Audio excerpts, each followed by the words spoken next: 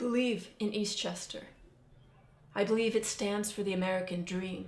This district has given me my career, fulfilled my life's calling, made all of my wildest dreams come true. You've taken good care of us, provided a beautiful space where our students can learn, and today I come to you with a heavy heart. I'm deeply humbled and honored that I, a simple English teacher, got a new room. But 10 months later, I saw the desks. They're trapezoids. At first, I thought the bizarre shape was intended for orangutans or seniors with really long elbows, or football players. But the top is so narrow, students can't put a notebook and a book on the desk at the same time. The books just fall on the floor. They just keep falling. Dotara, I can't fit 28 trapezoidal desks in my classroom. They're so very wide at the bottom. I've tried everything. So now they're just lines of cramped students, suffering, wounded, bleeding elbows, bumping into each other for all of eternity. I can't walk around those desks or even move around my own classroom. I've become a prisoner in my room. So I creep around in the corners, lurking, climbing over the desks like an animal, bumping into them over and over again. The worst are the bruises from the bumps, all over my legs. Some days I can hardly walk because of the pain. I'm sorry. I'm sorry.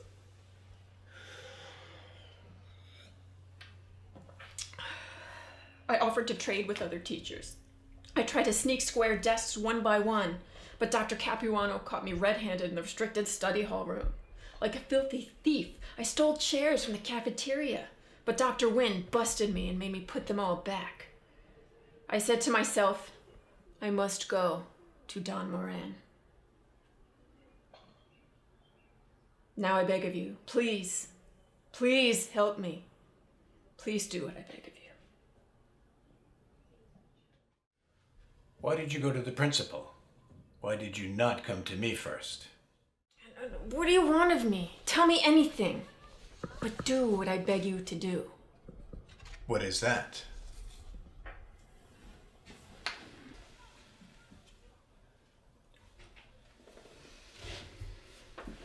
That I cannot do.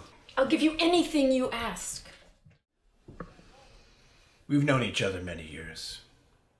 But this is the first time you came to me for help, for counsel. I can't remember the last time you invited me to your classroom for a Socratic seminar, even though I'm the superintendent. But let's be frank, you never wanted my friendship, and until now you were afraid to be in my debt. I didn't want to get into trouble. I understand. You found paradise in Eastchester. You had a good trade, made a good living. The union protected you, and there were courts of grievance. You didn't need a friend of me, but now you come to me and say, Don Moran, give me justice. But you don't ask with respect. You don't offer friendship. You don't even think to call me Godfather. Instead, you come into my office on the day of my retirement, and you ask me to send your furniture to eBay. I ask you for justice. That is not justice. Your furniture is still usable. Then the trapezoids can suffer then, as I suffer. How much shall I pay you? Miss Gavin, what have I done to make you treat me so disrespectfully? Had you come to me in friendship, then this contractor that ruined your furniture would be suffering this very day. And that by chance, if an honest woman such as yourself should make enemies, then they would become my enemies, and then they would fear you. Be my friend. Godfather.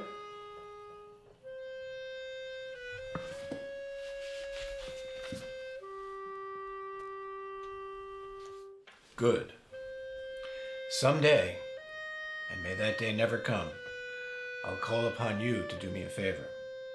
But until that day, accept this justice as a sign of my gift on the day of my retirement. Grazie, Godfather. Grazie, grazie. Prego.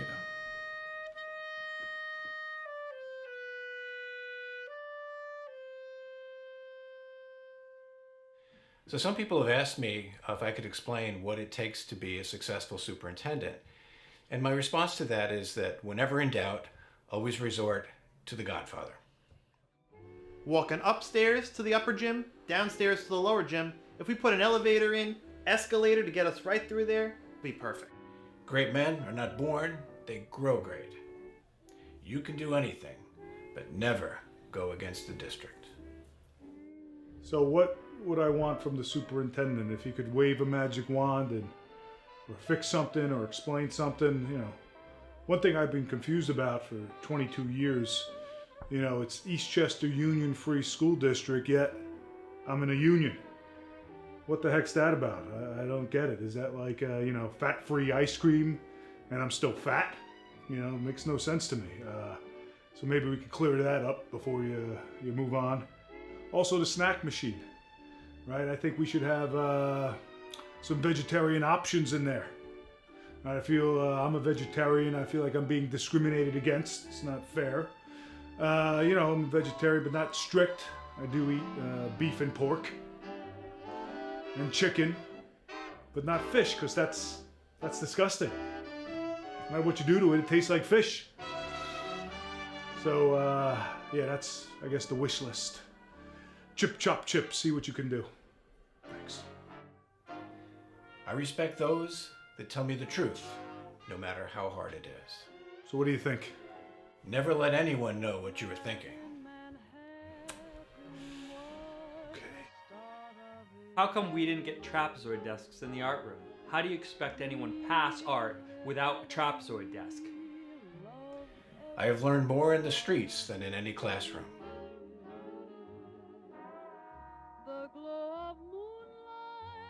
Dr. Moran, Walter, Wally, the big W, the Wallinator, how you doing? Listen, I have a light bulb out in the auditorium. I know I don't ask for much, but would it be possible if I can get a budget of like $8.55 to buy a light bulb? That would be great. I have a sentimental weakness for my teachers, and I spoil them, as you can see. They talk when they should listen.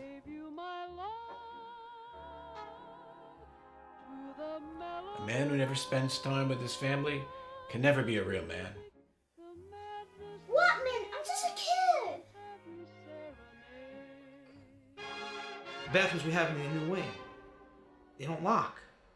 Sometimes a colleague can walk right in on you. Friendship is everything. Friendship is more than talent. It is more than government.